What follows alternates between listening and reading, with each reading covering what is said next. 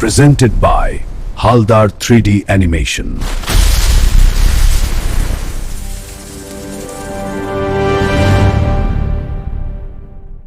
বন্ধুরা, ছোট্ট গ্রামে রিমি আর তার পরিবার দেখাবে কিভাবে ভালোবাসা ও একতা জীবন আলোকিত করে।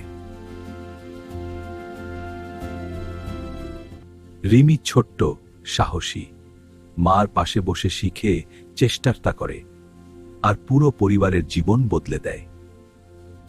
জানতে হলে চোখ রাখো আজকের গল্পে। রিমি ও তার পরিবারের গল্প তোমার হৃদয় ছুঁয়ে যাবে। আজকের গল্প মাটির হেসেল।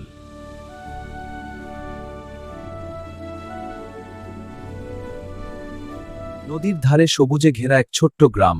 সেখানে রিমি তার মা আর দিদার সাথে থাকত শান্তিতে।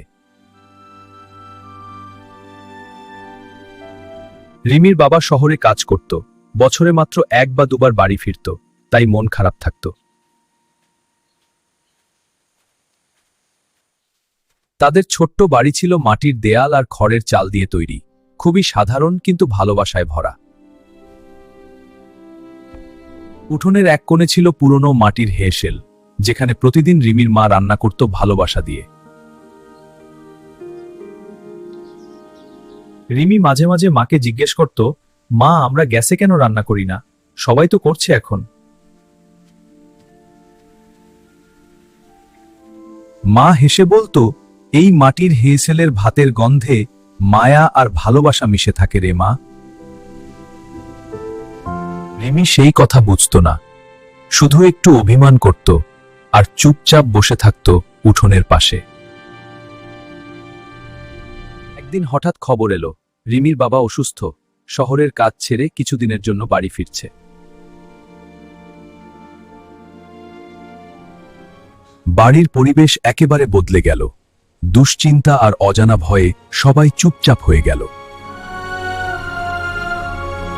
মা নীরব হয়ে গেল, দিদা প্রার্থনা করতে লাগলো, আর রিমি প্রথমবার কষ্টের মানে বুঝতে পারল। বাবা বাড়ি ফিরল খুব দুর্বল শরীর নিয়ে, হাঁটতে কষ্ট হচ্ছিল, চোখে ছিল ক্লান্তির ছাপ। ডাক্তার এসে বলল, পুষ্টিকর খাবার আর নিয়মিত যত্ন দরকার, তাহলেই ধীরে ধীরে সুস্থ হবে। কিন্তু তাদের কাছে টাকা খুব কম ছিল, তাই ভালো খাবার জোগাড় করাটা ছিল বড় সমস্যা তখন। সেই রাতে রিমি দেখল তার মা মাটির হেসেলে বসে রান্না করছে, চোখে জল লুকিয়ে। রিমি আস্তে এসে মাকে জড়িয়ে ধরল, তার ছোট্ট হৃদয় ভরে উঠল মায়ের কষ্ট দেখে। রিমি বলল, মা, আমি তোমার সাথে রান্না করব, তোমাকে একা এত কষ্ট করতে দেব না আর। মা অবাক হয়ে বলল, তুই রান্না করবি? তুই তো কখনো এসব কাজ করিসনি আগে।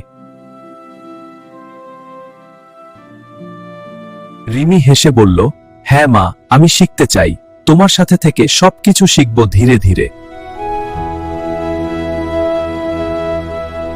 সেই দিন থেকেই রিমি প্রতিদিন মায়ের পাশে বসে রান্না শিখতে শুরু করলো ভালোবাসা দিয়ে। ডাল ভাত আর সবজি রান্নায় সে একটু একটু করে হাত লাগাতে লাগলো, শিখতে লাগলো ধীরে। মায়ের সাথে কাজ করতে করতে রিমির মন বদলাতে লাগলো, সে এখন হেসেলের মূল্য বুঝতে শিখল।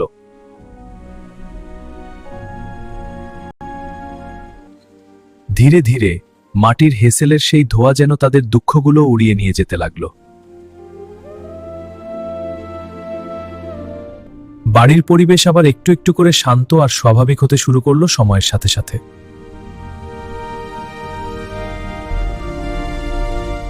দেখো রিমি, বাবা কেমন ভালো হচ্ছেন। হ্যাঁ মা, বাবা তুমি তাড়াতাড়ি সুস্থ হয়ে ওঠো। হ্যাঁ বাবু, আমি এখন অনেক ভালো আছি, তোমাদের ভালোবাসায় আমি সুস্থ হয়েছি। একদিন দুপুরে সবাই একসাথে খেতে বসলো, ঘরে আবার সেই পুরনো সুখের ছোঁয়া ফিরে এলো। বাবা খেতে খেতে বলল, আজকের রান্নাটা কেমন যেন আলাদা, খুবই সুস্বাদু আর মনের মতো হয়েছে। মা মুচকি হেসে বলল, আজকের রান্নায় রিমির হাতের ছোঁয়া আছে, সে আজ নিজেই সাহায্য করেছে। বাবা অবাক হয়ে রিমির দিকে তাকালো। ছোট্ট মেয়েটা লাজুক হেসে দাঁড়িয়েছিল চুপচাপ।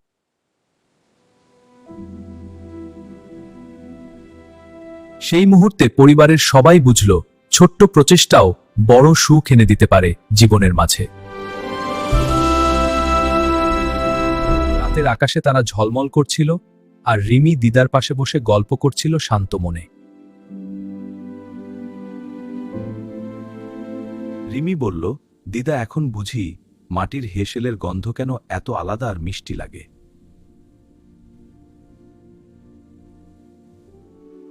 ওটা শুধু ধোয়ার গন্ধ নয় রে, ওটা সংসারের ভালোবাসার গন্ধ। রিমি সেই কথা শুনে মুচকি হাসল, তার মনে তখন নতুন উপলব্ধি জন্ম নিল।